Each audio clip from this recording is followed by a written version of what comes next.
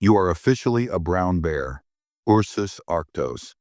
In some places, your scientific name is even Ursus arctos horribilis. Yes, horribilis, because nature clearly has a sense of humor.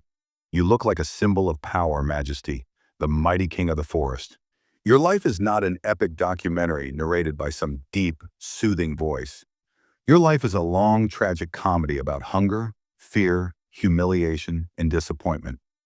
Let's start from the beginning. You are not born in spring with flowers and sunshine. You are born in the dead of winter, inside a cold, dark, damp cave. Your mother is there, technically, but she's basically in a metabolic coma, hibernation. And you enter the world blind, nearly hairless, and weighing less than a cheap bag of sugar. You are not born a prince of the wilderness. You are born a trembling pink sausage. Half of all bear cubs die before reaching adulthood. And your main predator isn't wolves or cougars, it's adult male bears. Yes, the grown-ups of your own species look at you and think, delete, because if you die, your mother becomes ready to mate again. Congratulations, your species invented infanticide as a dating strategy. So your mother does the most desperate thing possible. She hides near humans, because the terrifying, murderous male bears are afraid of people. Which means your best protection from your natural enemy is standing next to your modern enemy. Great start. If you survive, and that's a big if, you spend 2 to 4 years with your mom while she teaches you the most important skill in your entire life. Avoid every other bear at all costs. Because other bears mean violence. Then one day your mom decides she wants to mate again. And to do that, she must get rid of you. No goodbye, no hug, no emotion. She just kicks you out. Suddenly, the only creature on Earth who tolerated you now wants you gone forever. Welcome to adulthood. You are now alone, confused, and at the absolute bottom of the bear social hierarchy. You look like a predator. Muscles, claws, huge teeth. You look like nature's assassin. But here's the twist. You suck at hunting. Up to 90% of your diet is plants, berries, roots, grass.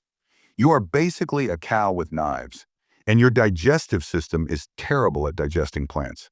It's like trying to run a sports car on wet lawn clippings. So you eat enormous amounts of salad every day just to not die. Dignity level, 0. And that majestic documentary scene of bears catching salmon in Alaska? Yeah, that's premium VIP nature content. Only the giant, violent males get the good fishing spots. Your actual daily life is picking tiny berries. Tens of thousands of them. One by one. Every day. You are not a noble hunter. You are an unpaid berry intern.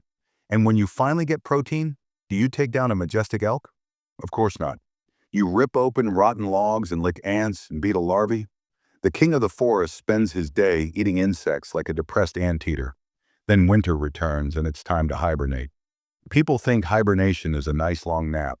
Actually, it's a controlled near-death state. You don't eat, you don't drink, you don't move, you don't pee, you don't poop for up to 7 months. Instead, your body recycles your own urine internally, like a living sewage treatment factory. Eco-friendly, but horrifying. When spring comes, you don't wake up refreshed. You crawl out of the den looking like a starving, confused zombie rug. You've lost up to a third of your body weight. And guess what? There is no food yet. Your social life? You don't have one. Every other bear is either a threat, a bully, or a thief.